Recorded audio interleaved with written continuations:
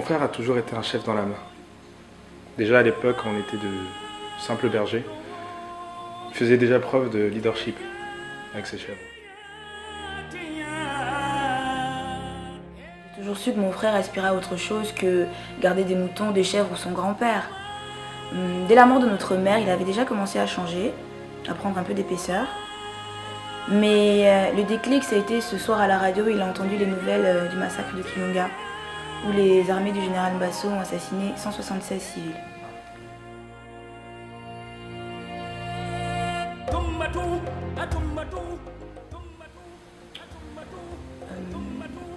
Ce jour-là,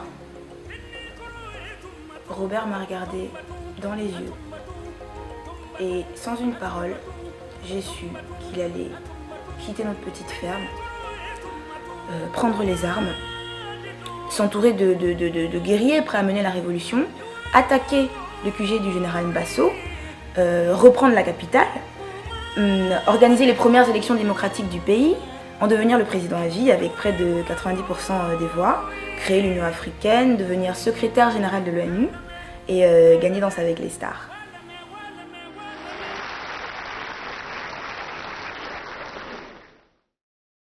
J'ai rencontré Robert Mzungu quand j'étais chargé du projet pétrole, minerais, ressources naturelles du pays. Pour quelle entreprise? Mais pour l'ambassade de France.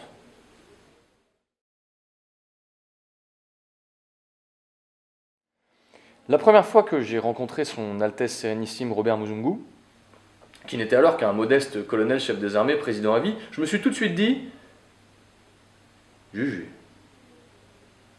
t'as en face de toi un grand homme qui va changer la face de l'Afrique, voire même du monde. » Mon frère a toujours eu une force profonde.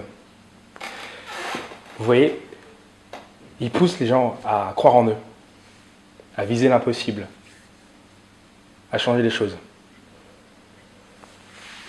Aujourd'hui, je me rends compte que j'ai la chance de pouvoir côtoyer quelqu'un qui m'inspire. Un homme qui est un exemple pour moi et pour l'Afrique.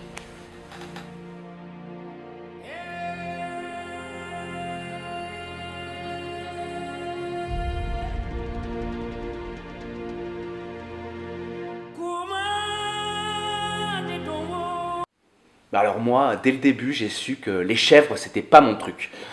Ça broute, ça crotte, ça n'a pas de répartie, pas de vocabulaire. Non, vraiment, ça collait pas du tout. Non, moi je me voyais plutôt monter au front avec une grosse armée, mener des révolutions, devenir président. Tu vois? Au fond, ce qui compte pour moi, c'est l'Afrique. Un pays magnifique, la terre de mes ancêtres.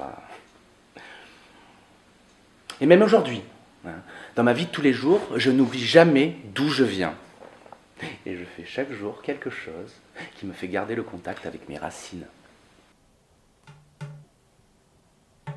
C'est mon tam-tam préféré.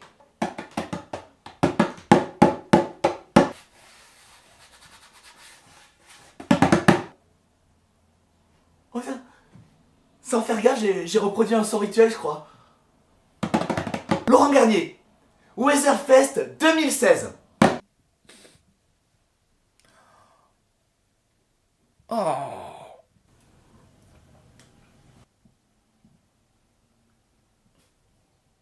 Aujourd'hui, je peux dire que je sais d'où je viens.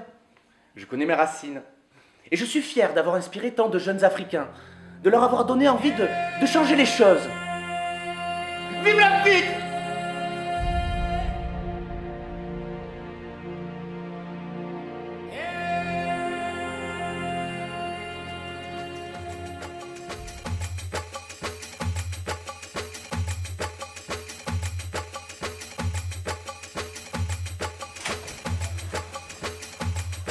Ah, c'est un fou là, vous m'avez fait peur. Ah, je pensais pas que ça tournait. Ça lave les gens.